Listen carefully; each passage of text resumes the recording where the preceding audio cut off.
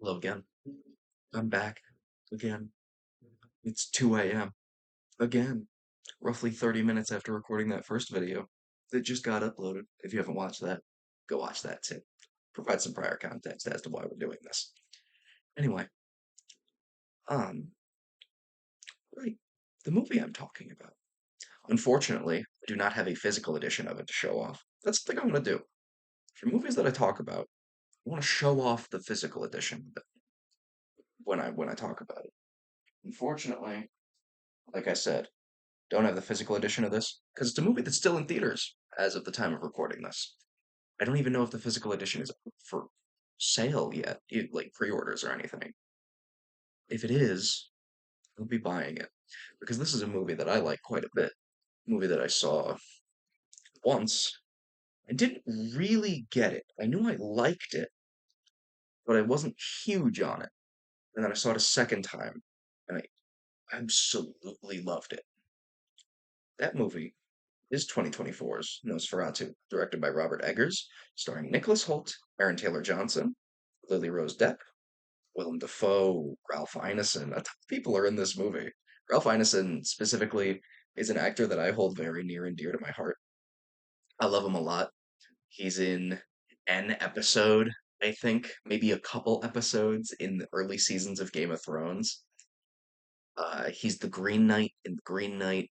Love him in that movie. It's his voice. His voice is incredible.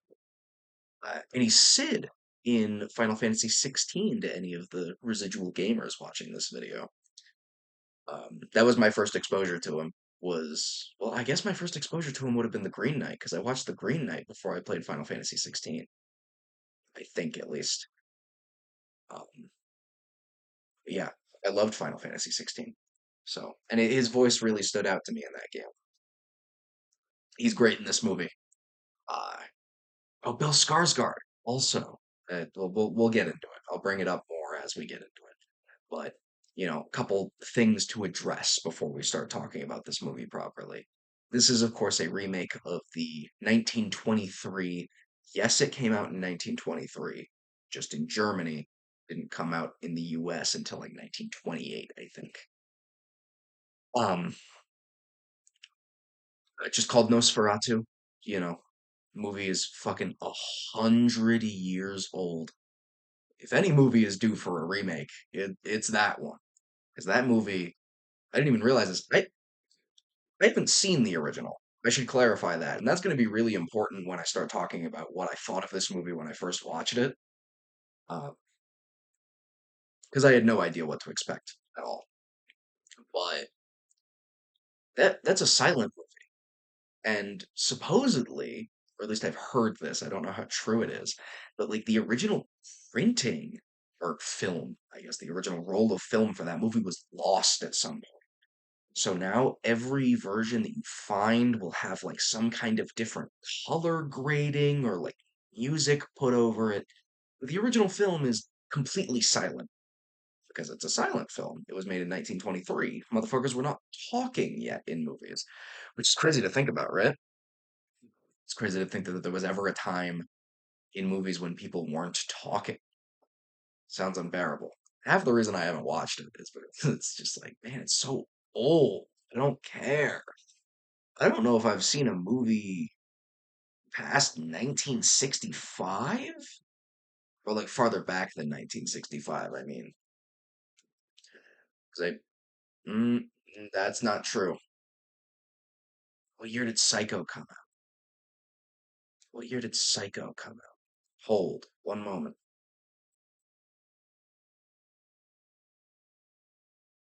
That shit came out in 1960. Okay, Psycho back for a movie that I have seen. Um, I was thinking of 2001: A Space Odyssey. I thought 2001 was the farthest back movie I'd seen. It's Psycho. Psycho's a good movie. For how old it is, pretty good movie. Anyway, back to Nosferatu. Um, I have not seen that original movie. I don't know what the contents of that original movie are. And it became very clear to me that I had no idea what the contents of that movie are when I started watching it. I had no idea that the main character is like a real estate salesman and he gets manipulated. I want to clarify. I'm going to describe the plot of the remake right now. I don't know how true it is to the original movie. I'm assuming it's fairly true to the original movie. I've heard that it like pays respect properly to the source material, but he's like manipulated by his boss into going to see Count Orlok and sell him a home in Visburg. It and that initial reveal in the remake works really well if you didn't know that because it's a hard cut to Harkonnen just like naked laying in the middle of a fucking ritual circle scrawling on a tablet. Incredible shot. But I didn't know this was a vampire sex movie. This is a vampire sex movie, and that's not a bad thing. I want to clarify real quick. I don't think it's inherently bad that it's a vampire sex movie. In fact, I think it's elevated by being a vampire sex movie. I love a good weird ass horror movie. I think that a lot of modern audiences, and I'm 20 years old saying this, I know I sound old as shit saying something like this, but I think that a lot of modern audiences have forgotten in an era like Blumhouse, schlock, like by the numbers horror movies that are supposed to like jump out at you and then you just don't think about it again. Horror movies are supposed to unsettle you. Horror movies are supposed to freak you the fuck out. When Bill Skarsgård grabbed that pickaxe out of Nicholas Holt's hand and got up on his sarcophagus and his big fucking uncut vampire cock was hanging out on screen, by the way. You see his vampire cock in this movie. I was unsettled. That shit bothered me. And I knew leaving the theater that it was just going to have to be one of those things that like and that there's more stuff like this in the movie that's just like gross to watch. And I knew leaving that theater that I was going to have to be like I need to give this some time to settle. Before I think about it too hard and decide how I feel about this, I need to let the emotions that I experienced on account of seeing that settle for a moment. It's like when I watched Midsummer. To those who have seen Midsummer, you know what I mean. Um, some weird fucking shit that goes on in that movie. Same with Hereditary by the same director, Ari Aster, and Beau is Afraid for that matter. Um, but I think the stuff that goes on in Beau is Afraid is a lot less defensible than the stuff going on in those other two movies. Um, but it's just when there's actually disturbing shit in a horror movie, you gotta let it sit for a minute. And I'm happy that I did. I saw this movie opening day on Christmas because my family went up to Phoenix to see other family that doesn't care for me very much for personal reasons that I'll spare you of. But um so I took the liberty of going to see a horror movie by a director that I really like, who has made two other movies that I really like. I haven't seen The Northman yet. It's on my list, I promise. Um, and I need to rewatch The Witch. Ralph Ineson's also in The Witch. That's the role that I forgot. Um, but where was I? Right, seeing it on Christmas Day. Um, went about 10, 20 minutes into the movie, I felt like this malaise set over me. I don't even know what to call it. I just felt tired. And it made it hard to perceive the movie properly. And I definitely felt that leaving the theater. And I definitely feel it retroactively now that I've seen it again. Because there's a lot of stuff. There are a lot of lines in the movie that I just missed of like characters explaining what's going on that I just didn't get the first time. Uh, it was only a couple days later that I went to go see it next. My partner wanted to go see it, and I wanted to see it again. Even leaving the theater the first time, I was like, that's a movie I gotta go see again. It's just one of those ones that I wanted to watch. I felt the same way about Long Legs when I went to go see it. which I do own a physical copy of. I'll probably talk about that one at some point because that's another horror movie that I really like. That's a good Perkins movie. Really good. Anyway, um, so we went to go see it, and I loved it even more the second time. I liked it the first time. I loved it the second time. It's just so beautifully shot. The original movie's in black and white, obviously, and this movie is in color, but sometimes it doesn't even feel like it's in color. Like all of the scenes uh where Thomas is in like the snowy mountains leading up to Count Orlok's castle, it's so muted and gray and white and black and like all of the animals and the the carriage that comes out of nowhere are all black. It looks like it's in black and white. It's gorgeous. I can't describe it properly. It's something that you just have to see, you know? I- Oh, I love it so much. And that's something that Robert Eggers does really well. He's directed in black and white before. And so he knows how that's supposed to look. And if he's trying to pay homage to that, he knows how it's supposed to look. Even The Witch is a movie that's like very muted colors because it takes place in like, what is it, the England countryside or some shit.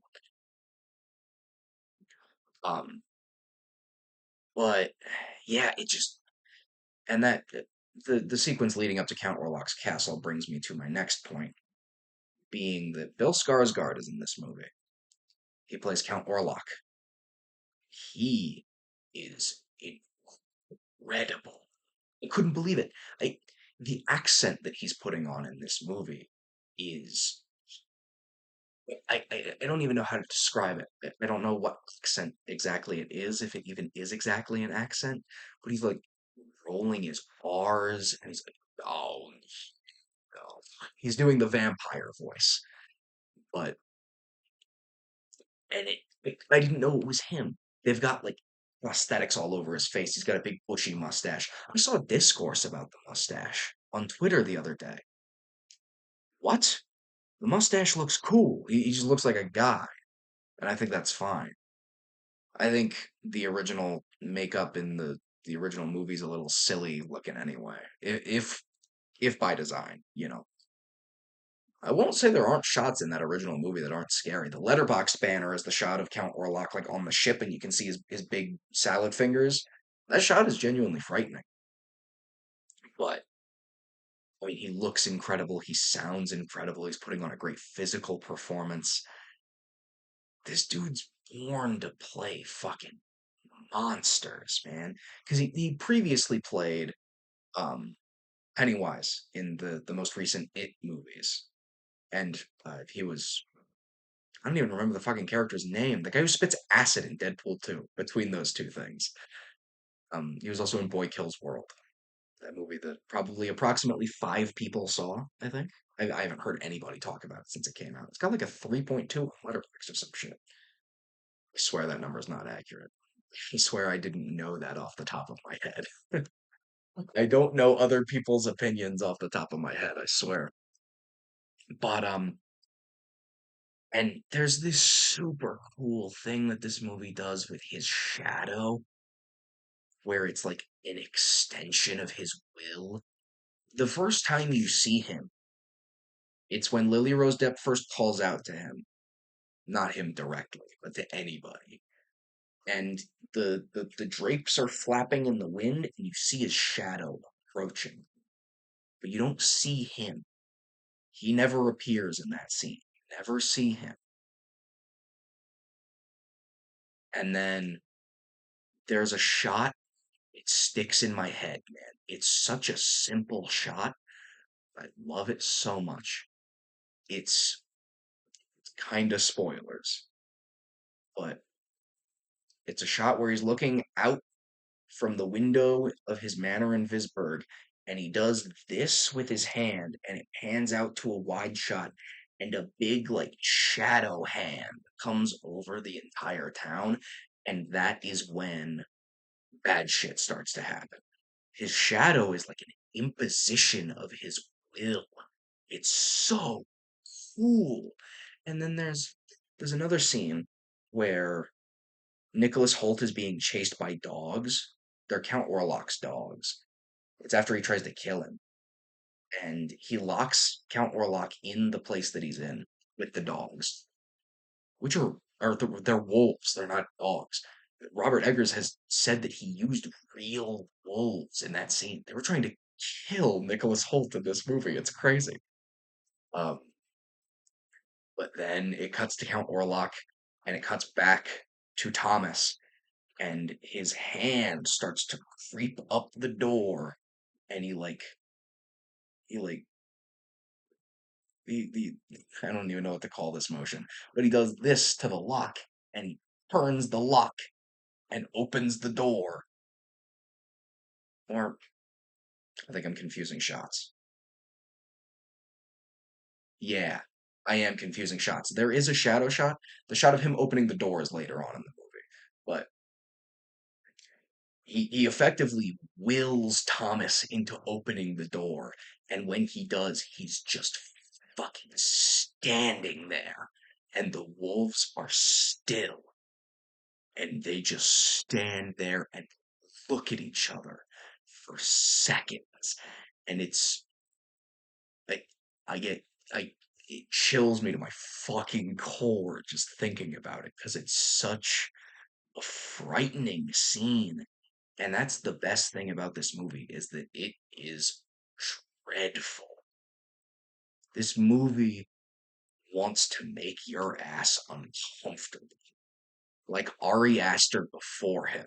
Robert Eggers is setting out to make your ass uncomfortable. If you and then if you really want to be uncomfortable, there's the final scene to talk about. Where Lily Rose Depp fucks a vampire. Because that's like the whole thing. Again, spoilers for the 100-year-old premise. And even, quite frankly, even older premise, because even Nosferatu is derived from Bram Stoker's original Dracula novel from the fucking 1800s. You guys have had time. Sorry. Um, but she fucks a vampire because she has to. Willem Dafoe tells her that earlier on in the movie that she's got to let the vampire fuck her because then they both die. And I've so it pissed me off the second time I went to go see the theater because there's the final shot of them both dead on the bed. There were people behind me laughing, and I've never felt more pretentious in my life because anytime that happens to me in a theater, I think they don't get it. It happened to me in Long Legs too. I'll talk about that more in the Long Legs video when I make it, but shitheads behind me in that theater. Oh my god. Legendary story that I have, but um and it's such a good shot because it's so sad, but it's also fucking gross. He's like chomping the shit out of her chest, and they're both covered in her blood, and now they're covered in his blood too because he starts like bleeding from the eyes and the mouth when he's dying. Such a crazy scene. And it's one of those things that made me have to think on it, and that's what I love about it. I love having to think about a movie. I, I, I love a movie that makes me think about it. And I still think about that movie. I still want to rewatch it. I want to own a physical copy of it. This movie, it's like a brain virus that I have. I love it so much. And I don't know. I can't pin down a specific thing about it that really gives me that wow factor. But and I've seen this sentiment shared online a lot too. The moment the movie gets me is when Thomas gets picked up in the carriage. It's that shot where he's just standing at a crossroads and the carriage pulls up to him from far away, and then it cuts to super close to it and it's really loud, and then it swerves to the side and the door opens up on its own. And the way that the shot is portrayed, Nicholas Holt just like floats into it. Watch the movie, you'll see what I mean. He floats into it. His legs aren't moving. He's like levitating into it. Again, as though he were willed to by like the charm of the vampire, you know? Oh, it's so cool. It's so cool. I can't urge people to watch this movie enough. I was excited for this movie when I heard about it, because it's a Robert Eggers movie. I knew I was going to like a Robert Eggers movie. I didn't expect to like this Robert Eggers movie this much. Um, we're going to start my movie reviews with a 5 out of 5 because I this movie's perfect in my eyes. I really don't take a single issue with it. One more thing I want to talk about though is Willem Dafoe in this. What is there to say? I mean, it's a Willem Dafoe performance. If you know what that means, you know what that means. You know it means that he's giving 110%, and he's in his element. He's in his element in this movie, man. He's playing like a crazy doctor character who's or professor character who's obsessed with the occult, and he's like the guy who's right in this situation. Um, One thing I didn't really touch on, and I won't really touch on, is Aaron Taylor Johnson's character, because it's not that I think he's a weak part of the film. I just think he's probably the least interesting character in the movie, which, he's the least interesting character in a cast full of super interesting characters. Him, his wife, and his daughters, like, fine. They're there because they need caretaker characters for Lily Rose Depp's character while she's sick. And spoilers, again, they kill those kids on screen in this movie. There is a shot where one of those girls is screaming, and then he bites her and she stops screaming, and then he drops her body on the ground on screen. It's insane. I feel like the one thing that most directors agree upon, and this is mostly goes for video games too, it's like not showing a vagina. You don't kill kids. It's just not something you do. Robert Eggers did both.